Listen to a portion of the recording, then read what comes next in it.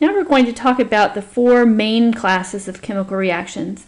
We've already talked about redox reactions and neutralization reactions, and those kind of fit within these. There's some overlap.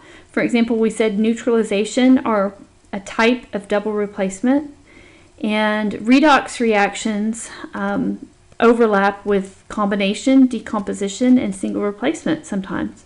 But anyway, our first of the main classes are the combination reactions, and you can see why they're called that. We have two things that come together, and actually I need to show you the product is just this, CuO.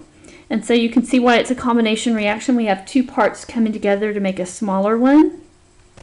This symbol up here is for heat. This reaction would be very slow if we didn't heat it, and so this will be heated to make it go faster. Let's balance this real quick.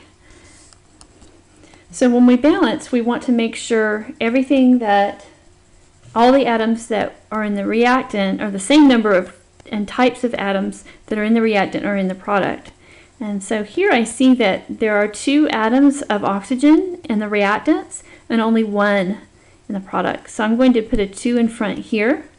Remember that I don't put a 2 down here to balance it. If I did this, then I would be changing what the product is. This 2 is part of the formula that identifies this compound, and CuO2 does not even exist. So I don't want to change that. I told you that CuO is the correct product. So when we balance, we only change these coefficients in front. So now oxygen is balanced, but copper is not. There's 2 copper atoms in the product, but in the reactant there's only 1, so I'll put a 2 also there. Okay, so now that's balanced. And by the way, we are doing part of your report sheet. The report sheet that you normally fill in during the experiment. We are doing several of those on this next few parts of these lectures. So be sure that you fill this in with this product, and we've balanced this together. That's all part of what you'll have to turn in. Let me talk a little bit about how this reaction occurs. You will have a crucible, which a crucible is a little white cup.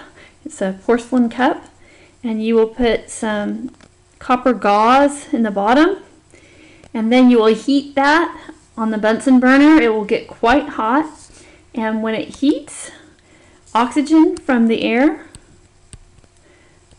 will react, and it will form the copper oxide on the outside, which will give you a color change.